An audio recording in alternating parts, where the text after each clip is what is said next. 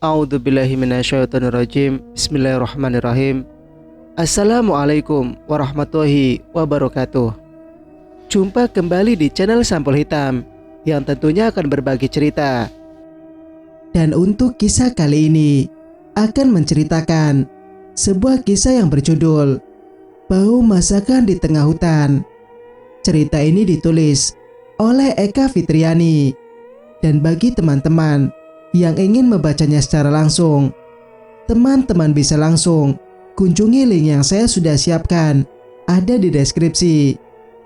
Dan sebelumnya terima kasih buat Kak Eka Fitriani yang sudah mengizinkan saya menceritakan cerita ini kepada teman-teman. Dan tak usah berlama-lama, langsung saja kita ke ceritanya. Selamat mendengarkan.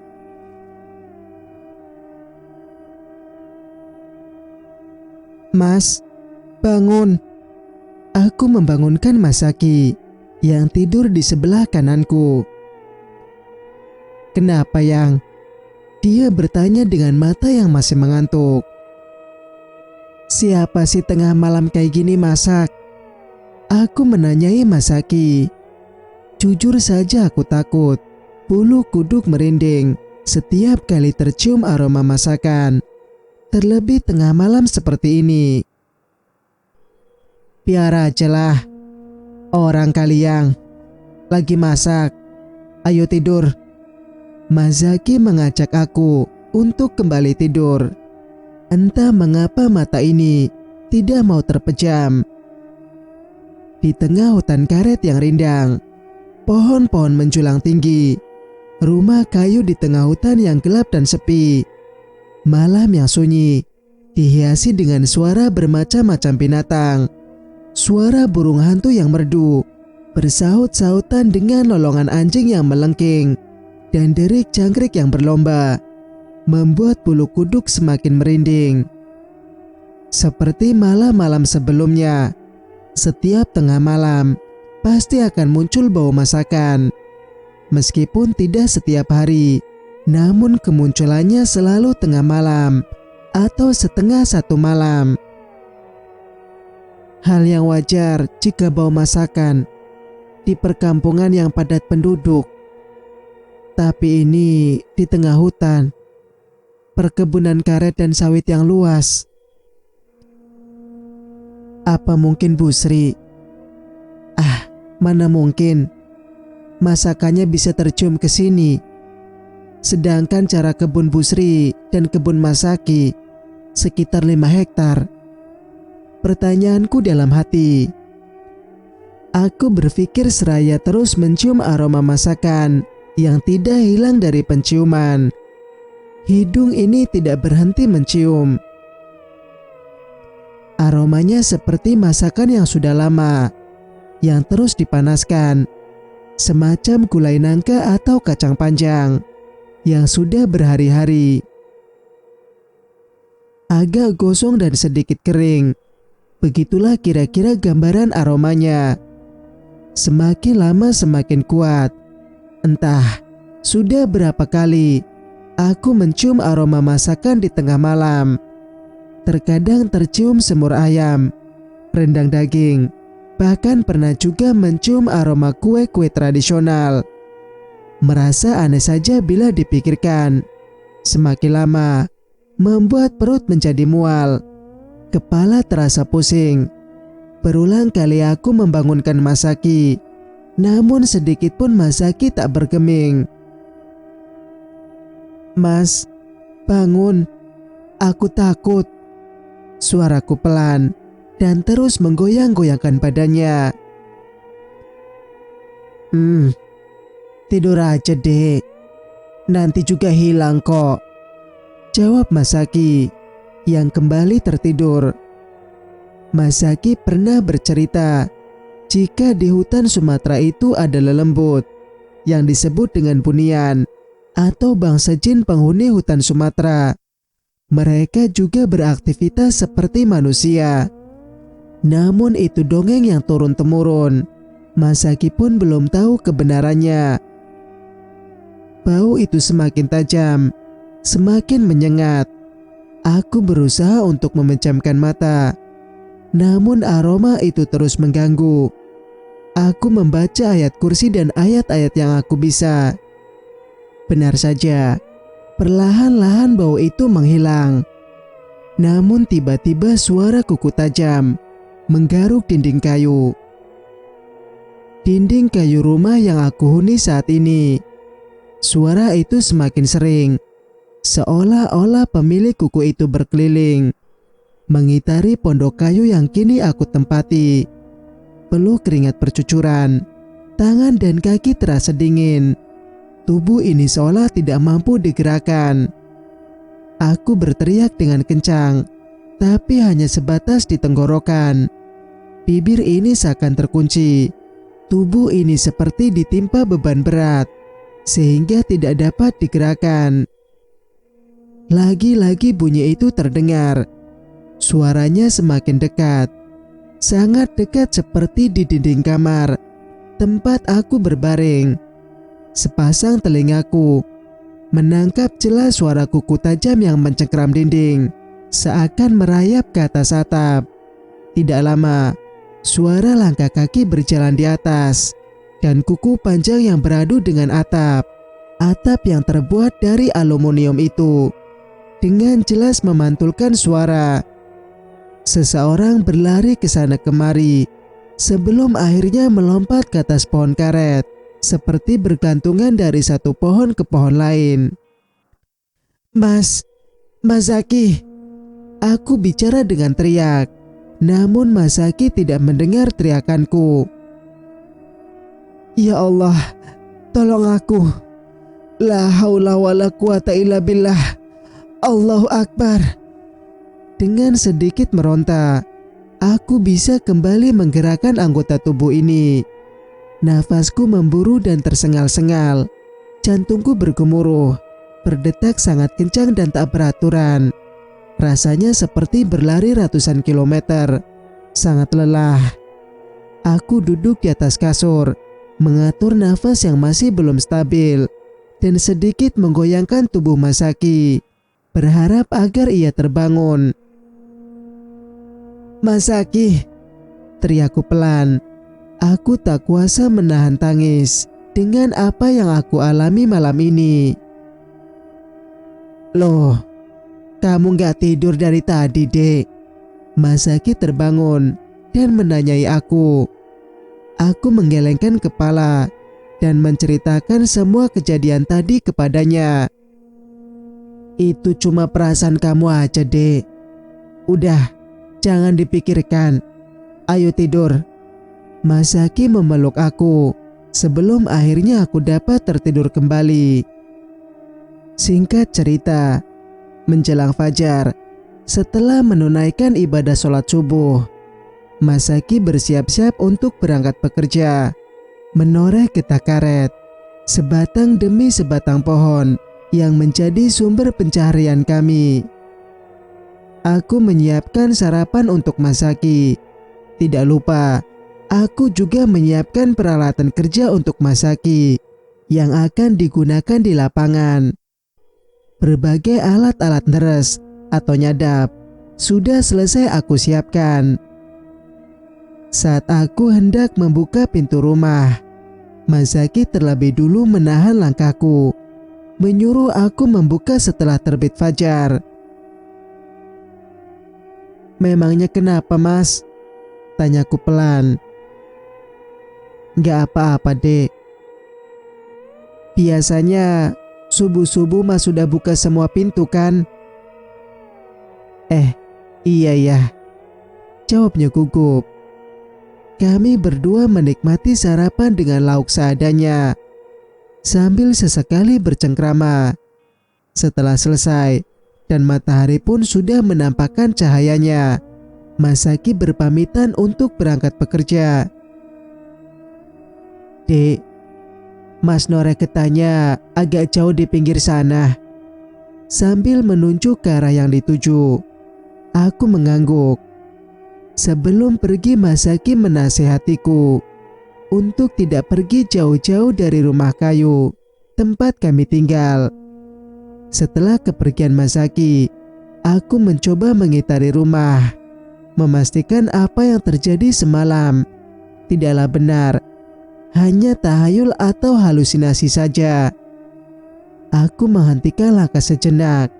Saat aku memalingkan wajah ke arah belakang, aku dikejutkan dengan goresan kuku tajam yang tercekat di dinding kayu. Astagfirullah. Aku beristighfar. Tepat di bawah goresan kuku itu, aku melihat tanah yang basah. Tanah itu seperti terinjak oleh seseorang dan meninggalkan jejak seperti sepasang telapak kaki dengan bentuk yang tidak wajar. Sepasang telapak kaki yang baru pertama aku jumpai. Telapak kaki itu lurus memanjang ke belakang, namun kedua sisinya berbalik atau miring tidak sejajar. Jejak kaki siapa ini? Aku terus mengamati jejak itu dari dekat dan meraih ponsel yang berada di dalam saku gamisku, berniat ingin memfotonya untuk diabadikan sebagai koleksi. Terdengar ada orang yang memanggil namaku dari arah belakang. Tania.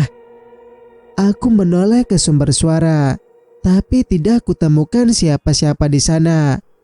Hanya ada hamparan pohon keladi yang bergoyang tertiup angin. Kupalingkan wajah kembali ke tempat telapak kaki itu berada dan kembali menyiapkan layar kamera. Saat kamera sudah siap untuk mengambil gambar, aku dikejutkan dengan jejak kaki yang menghilang, entah tiba-tiba. Kemana jejak kaki tadi? Aku terus mencari dengan raut wajah yang kebingungan.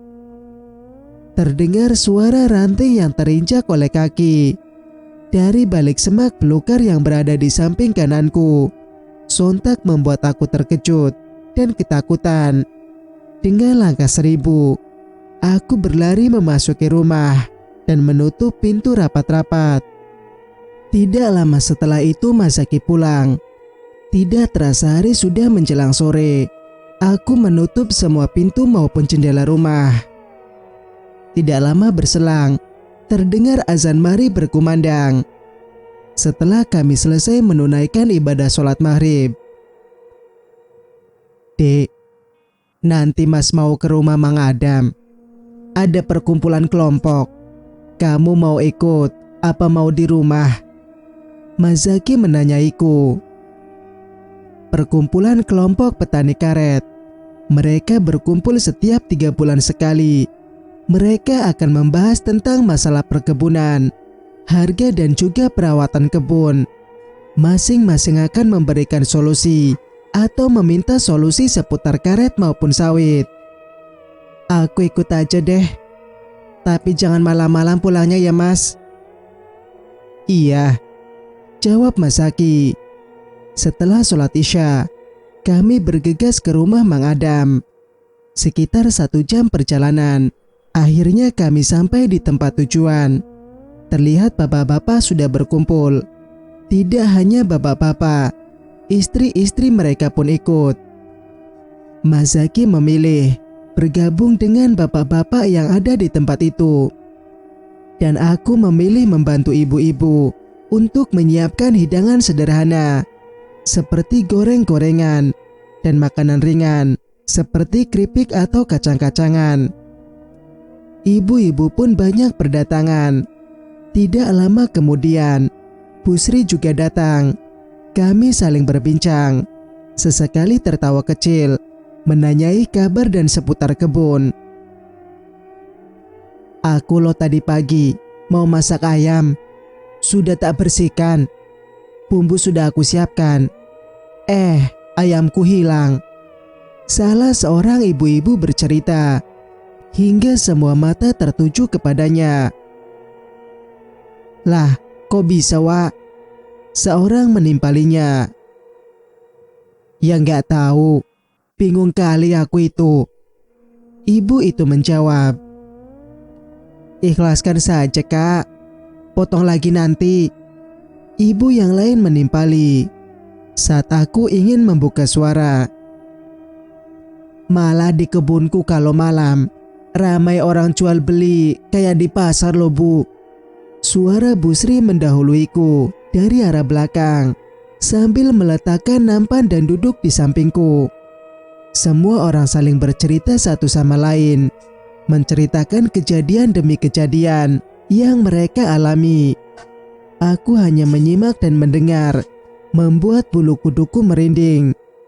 Sebenarnya aku ingin menanyai Busri, tapi niatku itu aku urungkan. Kurang pantas rasanya jika menanyakan seputar masalah dapur.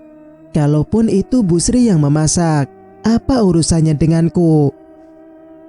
Masaki menghampiri diriku, mengajak aku pulang. Waktu menunjukkan sudah pukul 22:12 malam. Kami berpamitan untuk pulang terlebih dahulu kepada pemilik rumah dan anggota kelompok. Kami mengendarai kuda besi milik Masaki, melewati perkebunan karet yang gelap dan rindang. Udara dingin yang berhembus menembus masuk ke dalam kulit. Cahaya sinar bulan yang terlihat dari celah-celah pepohonan menambah suasana malam ini.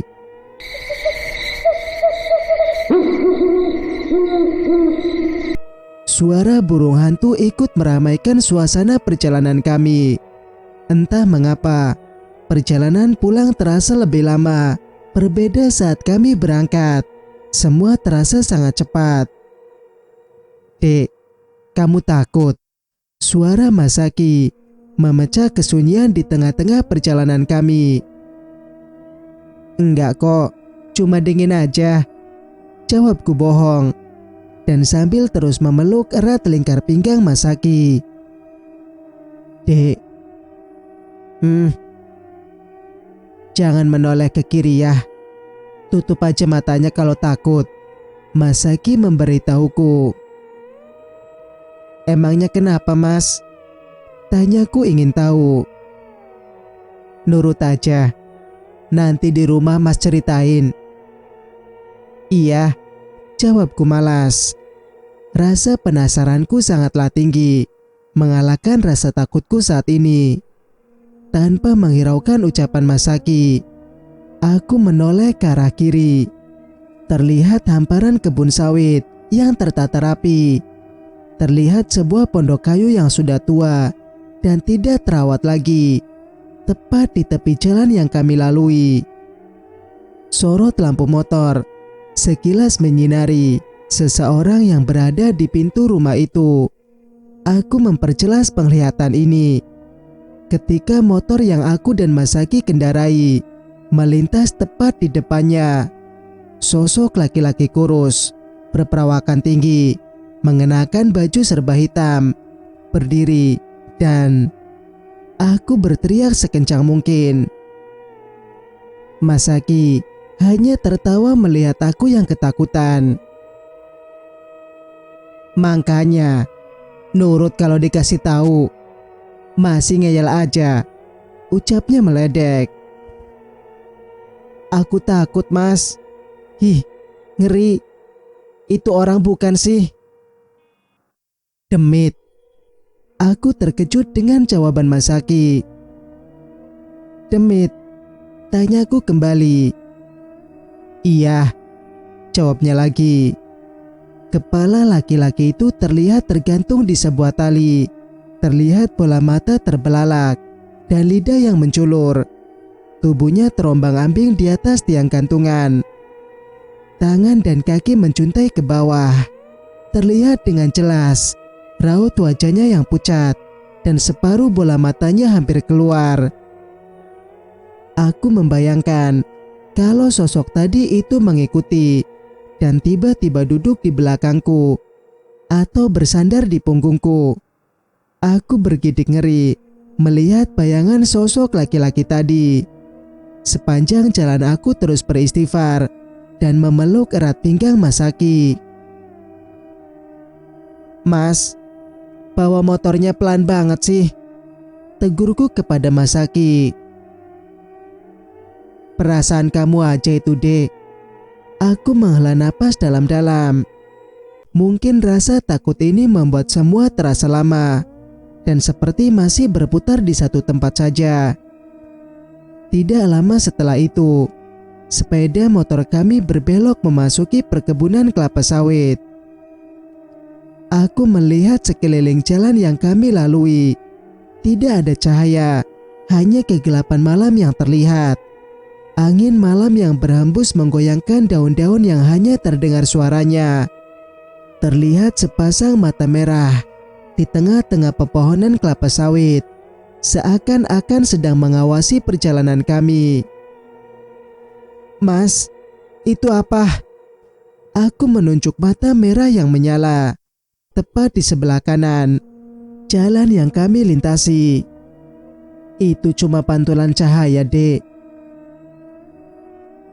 "Pantulan cahaya?" Aku mengernyitkan dahi. Ujung perkebunan ini sudah terlihat. Pertanda sebentar lagi kami akan sampai di rumah. Saat kami keluar dari perkebunan itu, terdengar gema tawa yang menggelegar seperti suara laki-laki. "Si bewok ngetawain kita, Dek." Aku terperangah mendengar ucapan Mas Zaki. "Siapa si bewok?" "Yang punya mata merah tadi," dengan senyum yang mengembang di bibir. "Ih, kamu nih Mas, bikin aku takut aja." Aku memukul-mukul punggung Mas Zaki dengan manja.